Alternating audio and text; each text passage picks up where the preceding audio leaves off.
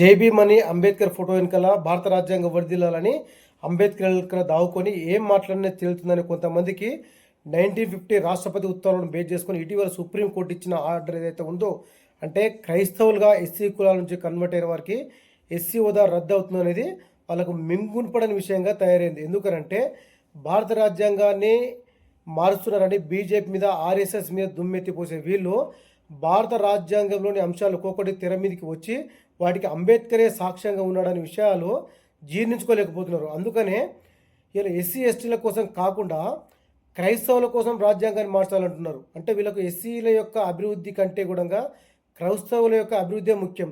మరి ఇన్ని రోజులు 1% బీసీసీ కోటాలో వారు ఏదైతే మైనార్టీ కోటా అనుభవించారో, స్కాలర్షిప్ల విషయంలో కావచ్చు, స్కూల్ కాలేజీల విషయంలో కావచ్చు, అనేక సందర్భాల్లో మరి వాటిని రద్దు చేయమని ఎందుకు కోరలేదు?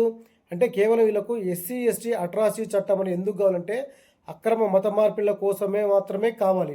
కాబట్టి కుల వివక్ష, అంటరానితనం అనేది హిందూ మతంలోని అంతర్గత విషయాలు. వాటిని హిందువులుగా జీవిస్తున్న దళితులు, ఎస్సీ ఎస్టీ బీసీలు, బ్రాహ్మణులు కలిసి మేము ఎట్లా మార్పులు చేర్పులు చేసుకోవాలో అది మా అంతర్గత విషయం.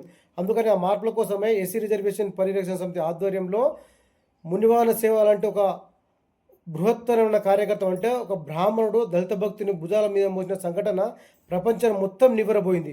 ఇవి మచ్చుకు కొన్ని బయటకు వచ్చేట్టు ఇంకా చాలా అంతర్గతంగా ఉన్నాయి. కాబట్టి హిందూ మతం గురించి సంస్కరించాలి, హిందూ మతాన్ని ఏం చేయాలని మీరు క్రైస్తవులుగా మారే వాళ్ళు మాకు సూచించాల్సిన అవసరం లేదు. మరి ఇలా వాళ్ళ ఆర్థిక పరిస్థితులు ఏం మారింది, సామాజిక స్థితిగతులు ఏం మారినాయి, క్రైస్తవులుగా మారినంత మాత్రం మీరు అంటారు కదా. దానికి మరి దేనికోసం మీరు మతం మారినట్టు? ఇలా మీరు మతం మారితే అంబేద్కర్ ఆ రోజు అన్నాడు, 1956 బ్రిడ్జ్ వారపత్రికకి ఇచ్చిన ఇంటర్వ్యూలో, ఒక దళితుడు మతం మారితే జాతీయ భవన్కు దూరం అవుతున్నాడు. అందుకని పీడి సుందరరావు ఏమంటాడు, జాతీయ పతాకాన్ని పట్టుకొని ఒక గుడ్డ ముక్క అంటాడు. ఒకటి ఈ దేశాన్ని క్రైస్తవుడు ముక్కలు ముక్కలు అంటాడు. భారత మాతకి ఎంతమంది భర్తలు అంటాడు. కాబట్టి మత స్వేచ్ఛను, మాట్లాడే స్వేచ్ఛను దుర్వినియోగం చేస్తుంది మీరు. కాబట్టి మీరు మాకు నూతులు చెప్పాల్సిన అవసరం లేదు. మీ మతంలో, క్రైస్తవ మతంలో అగ్రకులాల నుంచి వివక్ష ఎదుర్కొంటే మీరు మాట్లాడుకోరి, అందులో ఎట్లా సంస్కరించుకోవాలో మిమ్మల్ని మీరు మాట్లాడుకోరు. మరి ఏది మతం మారినప్పుడు మీరు ఏది మారినప్పుడు దేని కొరకు మతం మారినట్టు?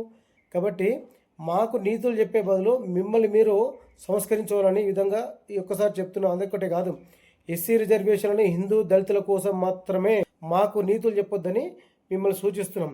ఎవరికి తలొగ్గే పరిస్థితి లేదు, ఎవరికి భయపడే పరిస్థితి లేదు.